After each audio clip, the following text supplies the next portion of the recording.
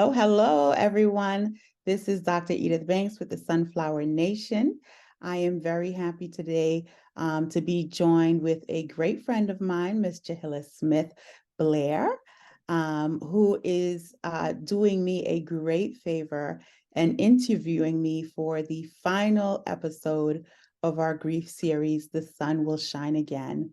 And today, while Jahila was actually one of my guests during this series, sharing her personal journey with grief, the grief of the loss of her husband, she is going to interview me today as I share my story of grief for the loss of my father.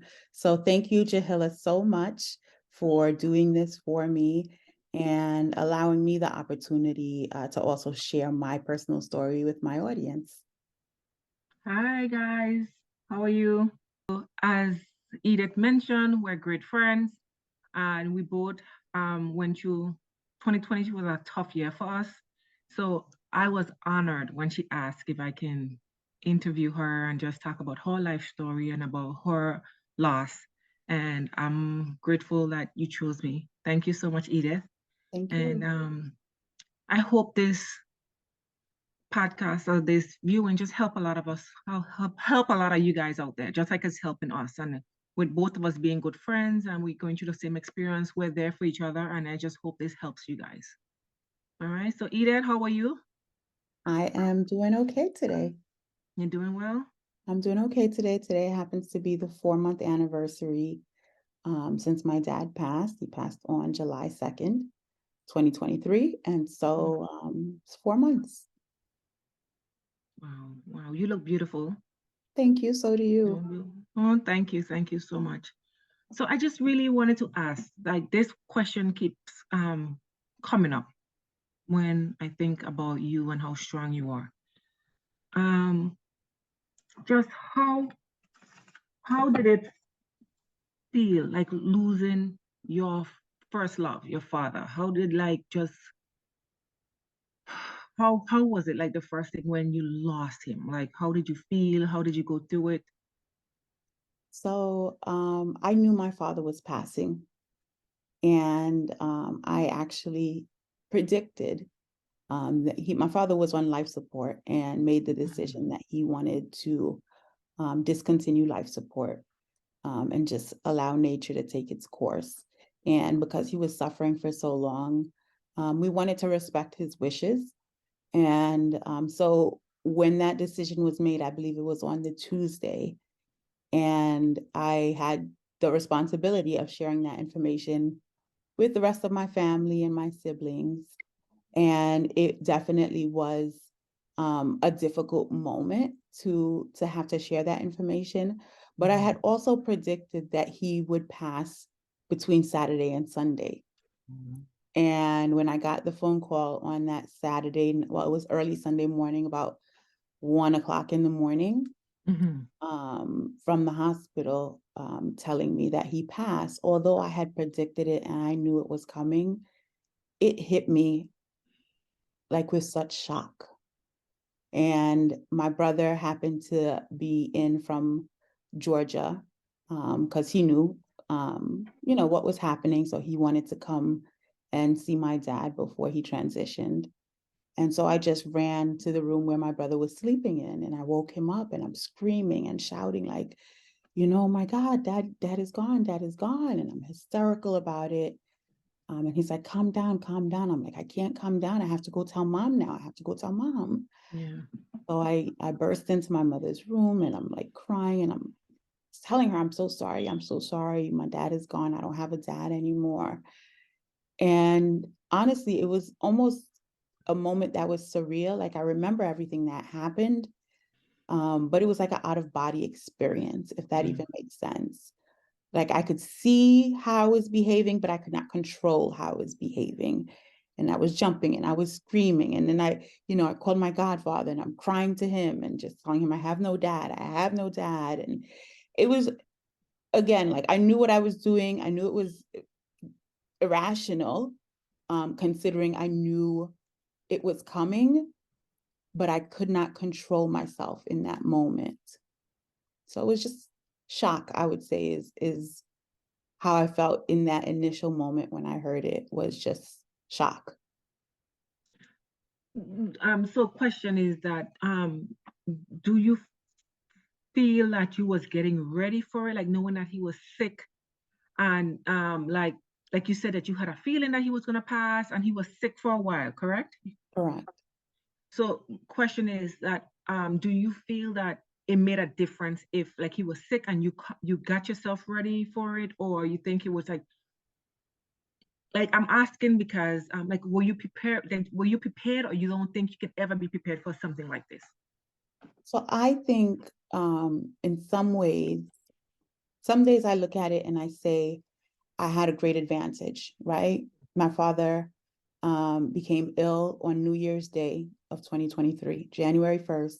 My father Wow. went into the hospital with pneumonia, had to be put in a medically induced coma, suffered 2 strokes.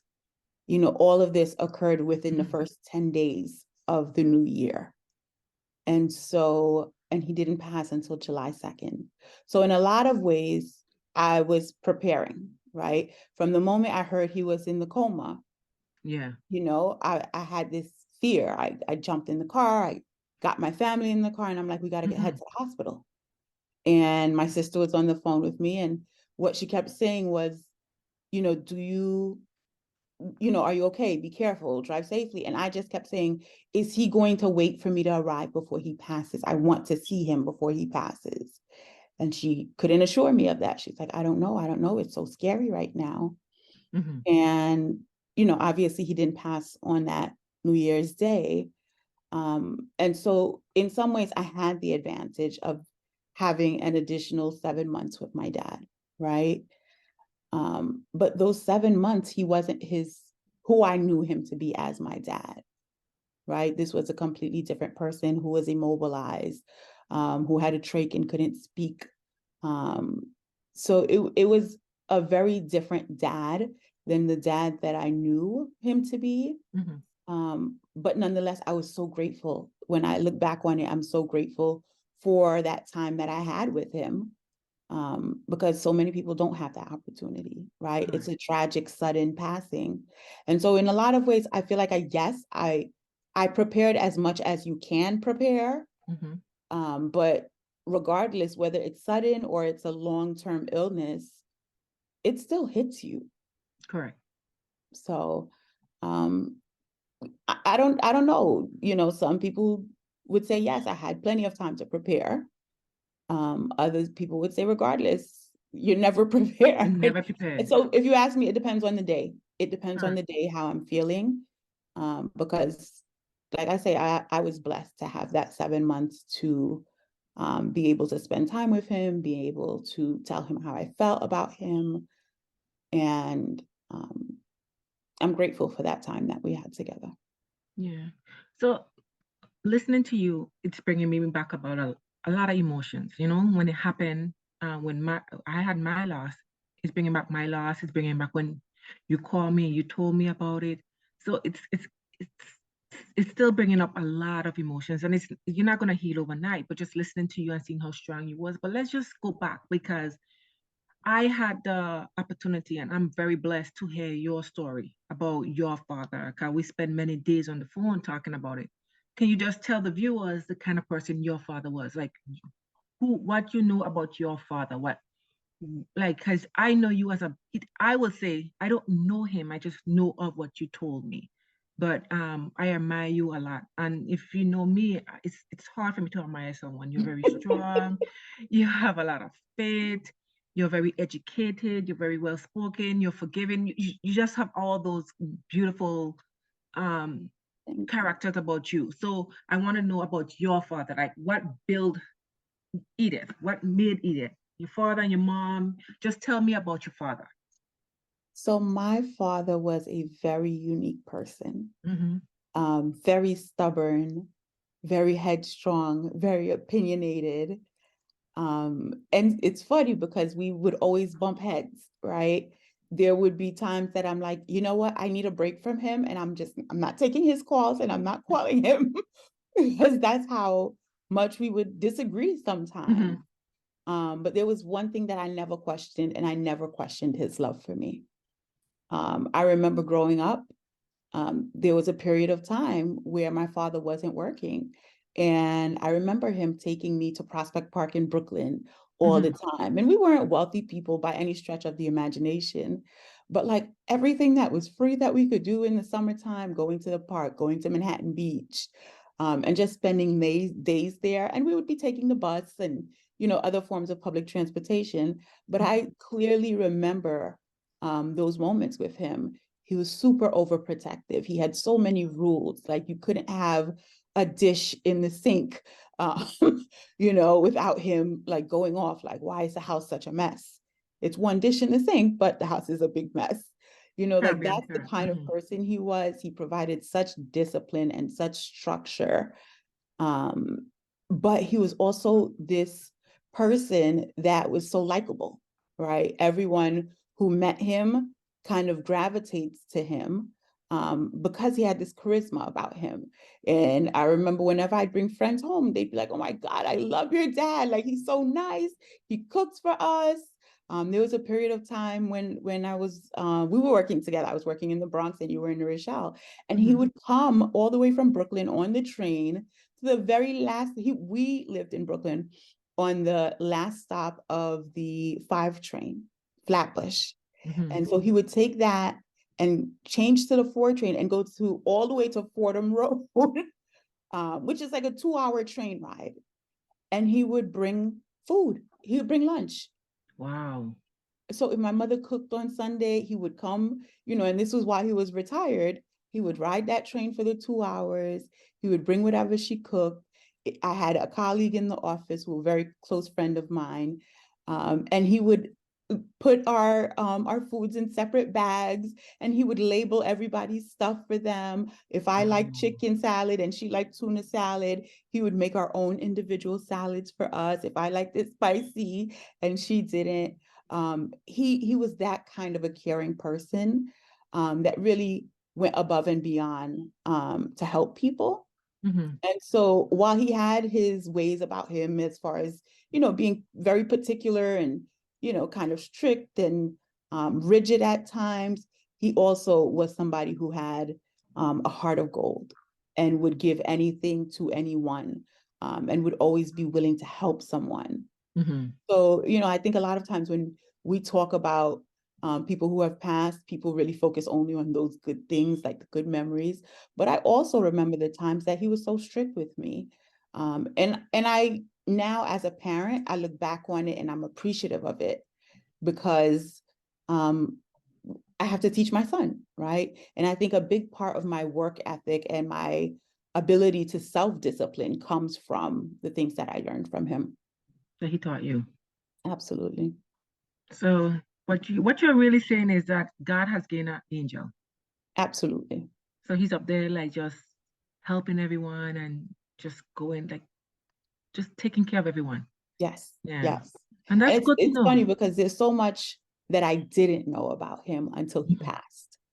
In preparing for his funeral arrangements, I had to speak to his brother to just gain an understanding of who he was as a young adult, right? I've only known him for the 41 years that I've had him, Yeah. but I didn't know what he was like as a teenager, as a kid. And, I learned my father was a professor. I never knew my father was a professor. And it's crazy to know that I went into the same discipline without ever knowing that that's what he did when he was back in Haiti. Wow. So it's just interesting to see how the connections that you never even knew you had. Wow, that's nice. So a question I want to ask. And it's maybe a personal question for me because I am coping with it, is how has your life changed since the passing of your father? Um, my life definitely has changed and continues to change. Since my father passed, I made it my responsibility to take care of my mother. And as my father was in the hospital in his last days, one of the things I told him is he didn't need to worry about mom because we would take care of her. And so I have taken on this role of like being almost reversing roles and becoming my mother's caretaker. And while she's very competent and can do things on her own, I'm almost hurt and offended when she wants to do something without me. And so I don't know if that's me, if that's part of my grief, um, trying to hold on to her, and be so attached to her. Mm-hmm. And I know in a lot of ways it has helped her, right? Because this definitely has been a difficult time for her. Um, but she has decided she's going back home on Monday. She's been staying with me for the last 4 months, Wow. and she's going home. And for me, it almost feels like I'm losing a parent again. So sorry, I told myself I Take your wasn't going time. to do this. Yeah, we all have emotions and stuff. um, but it does, honestly, it feels like I'm losing a parent again. And I Yeah. know she's a 1 hour drive away. I can always come see her and spend time with her. But when you spend 4 months with somebody every day, and having them move away, it definitely is a big transition. Mm-hmm. So that definitely changed a lot in my life. But I also realigned my priorities. And I think that has been more than from when my father passed. It has been a journey for me over probably the last three years since probably right before the start of COVID. When I went back to school and started my doctorate, and, then I left, my career that I was, at an organization for 15 years, and then making the decision to leave, and then starting my Sunflower Nation. So there've been so many changes, but what I feel like the loss of my father has really done for me has been putting things in perspective. Um, when my father was ill, I was up and down the 95, probably 5 days a week, Yes, I driving do that remember that. hour, paying Mm-hmm. for school, while still trying to grow this business. And people would try and schedule meetings with me, and I would always be like, I don't know when I'm available, because it feels like my life is not mine right now. I have to take care of my dad right now. And looking back on it, I realized my life was never mine, and I am being led by the Spirit, right? Right. I'm allowing, and I was resistant to it. I really was resistant to it. I've always tried to kind of carve my own path, set goals and chase them. And what I learned, I would say, is yes, I'm living, but I'm not living for myself anymore. I really do allow God to lead me in whatever direction He sees is necessary for me, where I can be of service to other people. I definitely believe, I've always believed that that has been my mission in life, is to Mm-hmm. support people and to help people really achieve their own goals. Wow, I So applaud you. being able to come to terms with that, you know what, it's okay. Like this may be the plan that I have, but God is pulling me here, and I'm not going to fight it. I'm going to accept it. I'm going to even embrace it, because He's never failed me. That's right. So He never left you. All right. So, you had said something about like, so your mom is leaving, and you just feel like you're losing another part of just losing your next parent, and yeah, it's gonna be hard. It's gonna be hard, but if she's saying, "Listen, I'm ready to go," you have to allow her to go. Okay, so that's a different thing, because um you want to be there for her, which it sounds like you really want to be there. You want to protect her and stuff like that, but yeah, um I know you, and you're not going to be that far away from her. Okay, so just be there and continue being there like you always have been.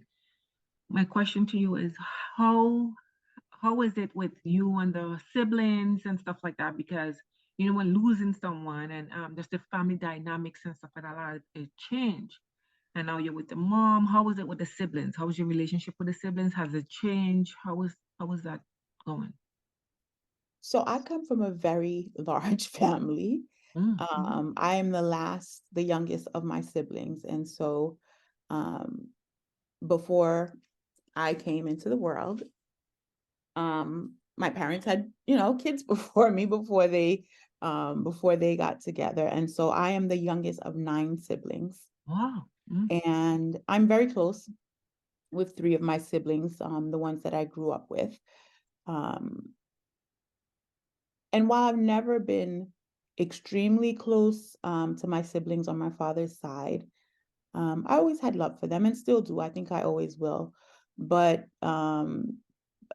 people always say that, the death of a loved one brings out really ugly emotions and behaviors at mm-hmm. times. And sadly to say that definitely um, was part of this process for us.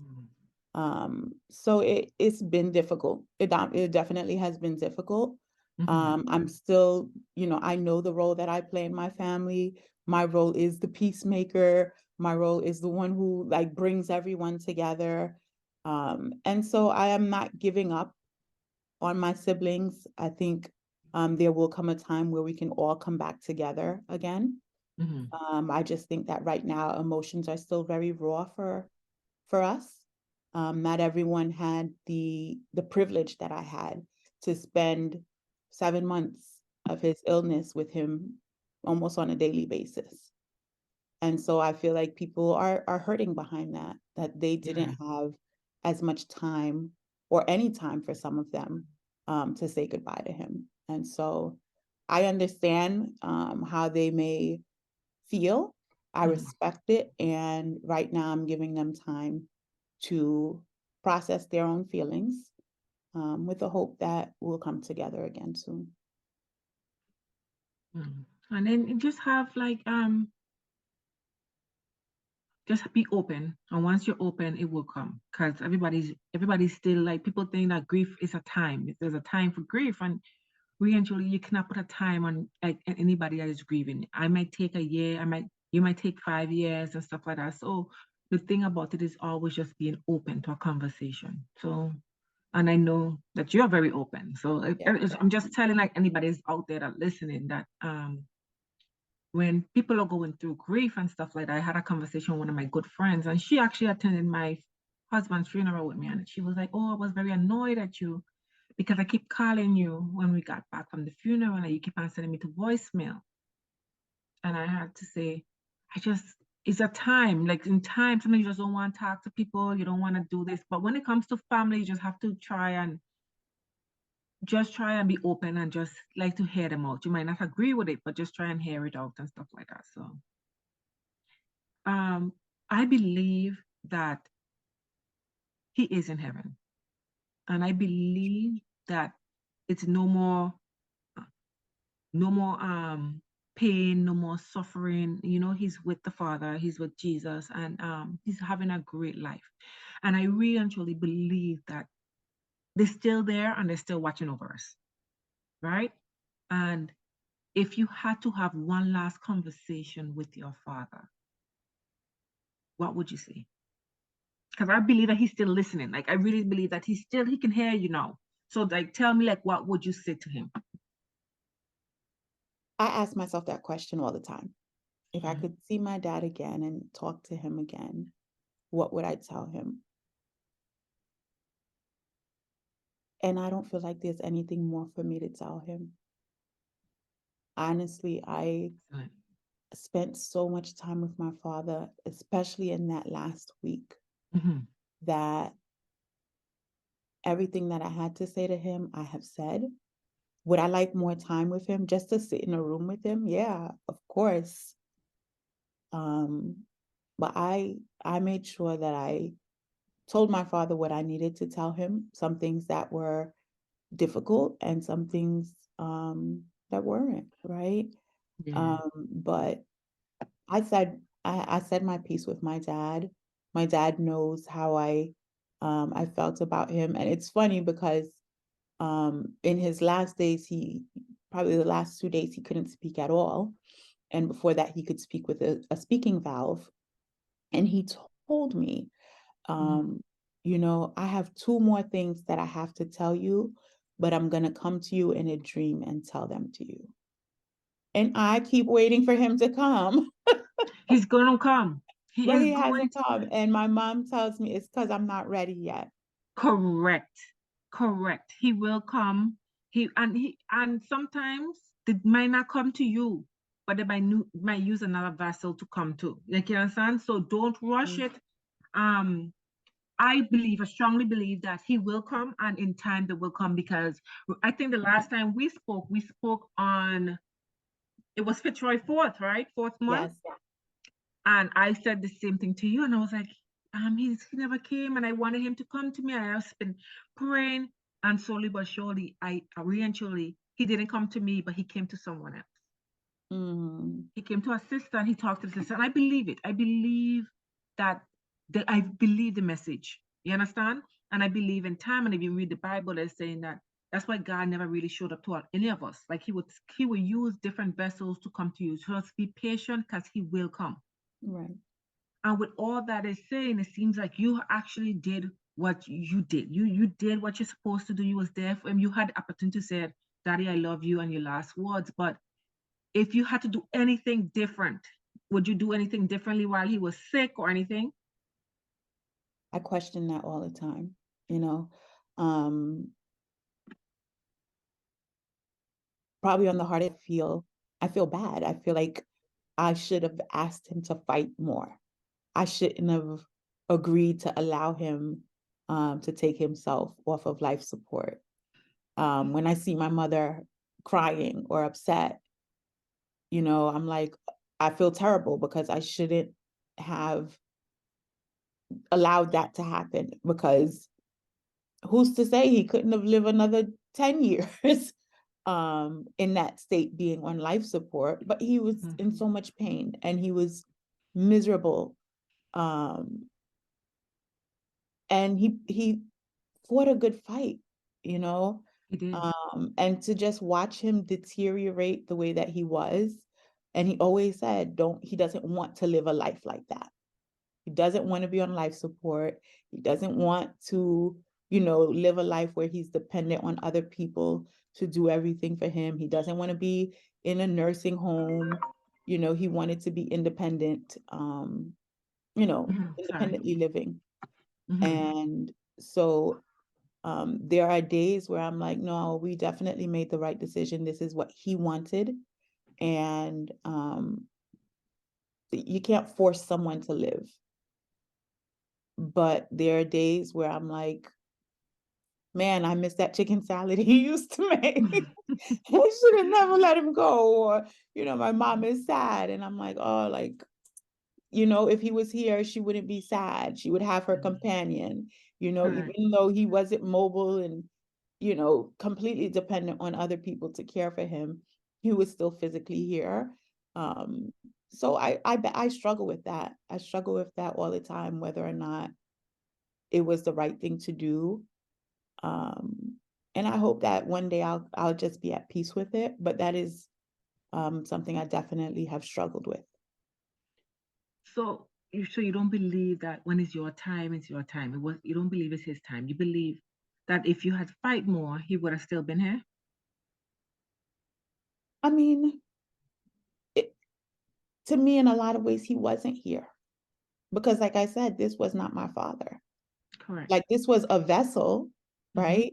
He was a body, but the man that I knew to be my father, who never sat down to rest, who was always working no matter what, you know, who's always on the move, you know, to see him laying in a bed, not able to feed himself, taking meals through a feeding tube in his stomach, you know, who couldn't speak without a speaking valve, who needed oxygen. You know, he was not living the quality of life he was living was not what I knew or who I knew my father to be. So in a lot of ways, I do believe that when it's time, right? Correct. But if the way we're keeping him alive is by all of these external equipment that we're, you know, putting on him to keep him alive, then really he's not, we're the ones, science is keeping him alive. I don't believe that that's God necessarily, breathing life into him. I really do think that's science doing what science does. And once we remove those, external factors of the feeding tube, of the, the trach and those things, he slowly passed. Correct. So to He was me, ready. So he was it ready. was You're saying. science keeping him alive because God took him as soon as all of those things were removed. Correct. Yeah, correct.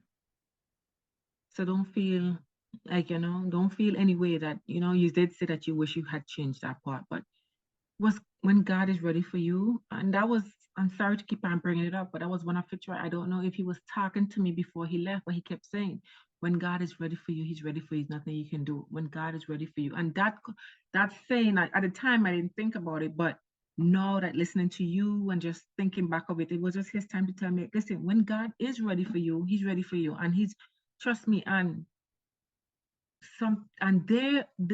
we have to be comforted knowing that they're up there resting, enjoying themselves. They are good. We are the ones that are really suffering, and we just have to know that, listen, my father is no longer in pain. Like, you understand? He's with the Lord, and like I always say, we have to have faith, like have faith and believe. So, I mean, I'm just telling you, Edith, and he raised a beautiful daughter, smart, intelligent daughter, and kids. He did his time on earth, and it's just, it was his time. And we don't want to hear, we don't. We want 10, 20 more years with them. But Yeah. trust me, God just wanted more angels up there. Just look at the world now and everything that's going on. It's just that, and that's what I'm mentioning. God just needed more people up there right now.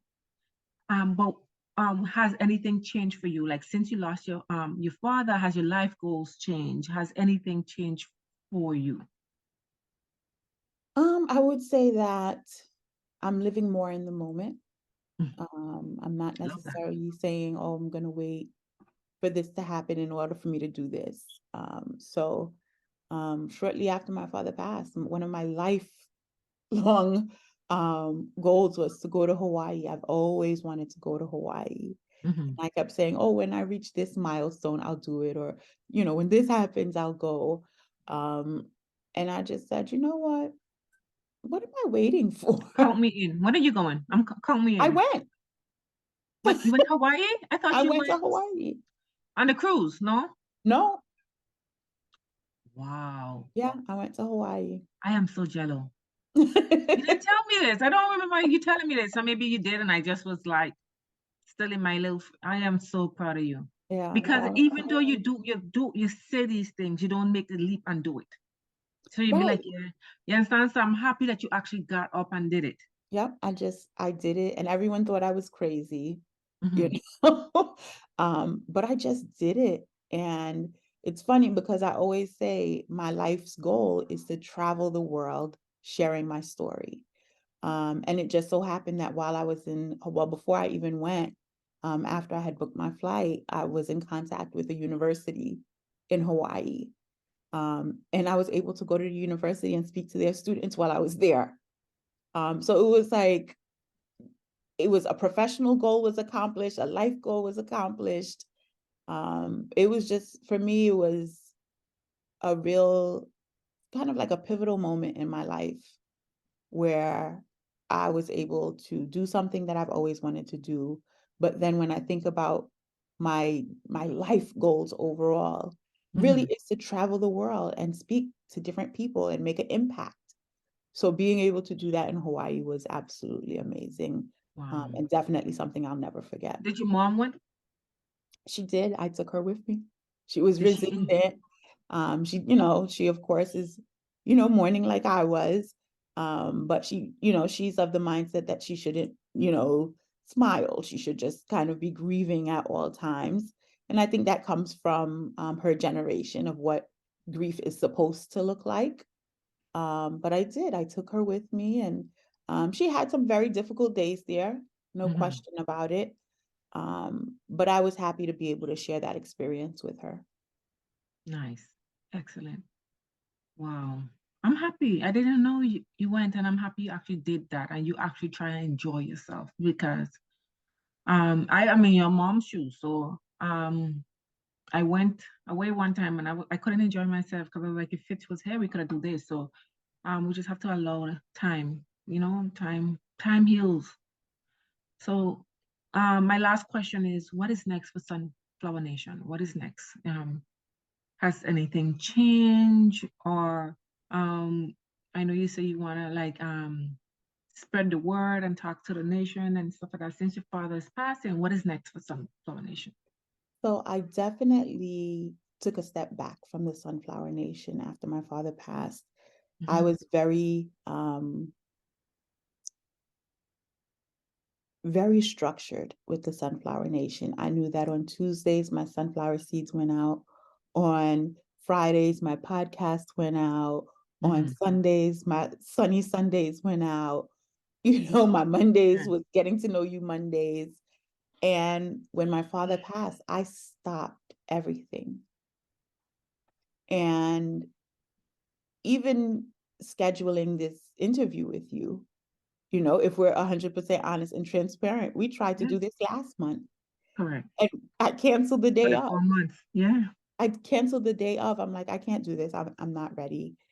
And I probably, if I'm honest, would not have done this today had it not been for one of my doctoral cohort members reached out Mhm. to me on Monday afternoon. And Mhm. she said, we haven't met in a while. We usually meet weekly to just discuss our progress and our goals. And she said, well, what's going on with the Sunflower Nation? And I said, I haven't done anything because, I feel sad a lot of the times. And I understand. the whole idea of the Sunflower Nation, the mission is to share positive messages to help make the world a little bit better. And she's like, to me, it would just feel inauthentic to be sending out these positive messages with a smile on my face and a sunflower in the back of me. While I know in my heart, I'm like I'm crying inside. Yeah. And she said, well, you know what? That's something that you should share with people because Correct. people go through this and they need Correct. to know that even people who share positivity struggle. Correct. And so I took her advice, and then you checked in to confirm that we were still recording. I think you I checked in just that same assumed. I was day. like, I know you was gonna get onto it. So I said, Yeah. eat it, let's go. So What time? you checked in the same day that she did, and you all don't know each other at all. No. But so I was like, okay, God is talking to me. Yeah. And while I was still even up until today, nervous about doing it, I said, I need to do this because I believe in this work. I believe in the Sunflower Nation with everything inside of me. I Mhm. believe that my mission in life is to share positive messages to help make the world better. Every time we turn on the news, we can hear something bad happening, Correct. so I want to be that light to other people. Correct. I want to be able to encourage other people despite what they're going through, and even despite what I'm going through. Because one of the things I feel about the world is that we're very self-concerned. And if I could put myself aside for a moment, just a moment, to help someone else, then how awesome is that? And so I say all that to say that while, yes, we've been kind of in a hiatus, the only thing I really did was this series over the 4 months. I wanted to make sure that I did this recording before I could bring back everything that we are doing. So I'm going to be starting taking new clients. I have continued working with the clients that I had, but I hadn't agreed to take on any new clients.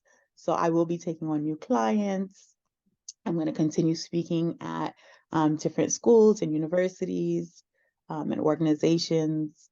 I am going to go back to doing our sunflower seeds, which I know Right. people have missed because they send me messages to ask me, where's the sunflower seed? Where's the sunflower seed? But I'm going to get back to it. And it's crazy because I was recording every week. I would still record the sunflower seed. I just wouldn't air it. It just something Wow. inside of me would not allow me to air it. Sunflower Nation is back. Despite whatever challenges I am having, I don't want to lose sight of the mission of this organization because it's too important to let go of. It is. It is very important to a lot of us. It is. So, do you have any last words or anything to say to your viewers? I, first of all, want to thank you so much for all of your support, not just for doing this interview with me, but even before my father passed, we started to build this amazing connection. And you have been such a great friend to me. Thank you. During this time. And I think that is by God's design. It wasn't by mistake. It didn't just happen. It was by design that he knew we would need one another during this time. I agree. So grateful to you. I'm grateful for you, to you also. Thank you, Edith. And for my Sunflower Nation, I just am so grateful for the love and support that I have received from all of the members of the nation, for checking in on me, for continuing to look for new content. It has, honestly, it's been an outpour of love that I never would have imagined. So I'm so grateful for that. But ultimately, I think from this entire experience, if I could say anything, I would say I'm so grateful for the man that my father was, and for everything that he did and instilled in me. And he was not a perfect man at all. Only like no one is perfect. Jesus was perfect, but no man is perfect. We all right. So he made his fair share of mistakes. He has hurt people, and there are things that I'm sure that he would have wanted to be able to go back and do differently. But despite all of that, I am so grateful that he was my dad. I'm very grateful for that. And that's what matters, though. Like, you knew the kind of person he was, and you know he was a great father. And he did his best at what he knew. Yes. You know, he raised you with what knowledge he got. And he did a great job. He stayed there. He was a father that was there, and he raised you. And he did a great job. Excellent. Thank you. So, how would you wrap this up now, Edith? Because, I'm going to call you later tonight or just to check on you. So, so I will wrap it up the way that I always do. To everyone in the nation, may your hearts be filled with the brightest of sunflowers, even on the cloudiest of days, because the sun does shine again. Thank you, everyone, for joining us today. And look out, because the Sunflower Nation is about to explode. Love it. Wishing you all love and positive vibes. Until next time.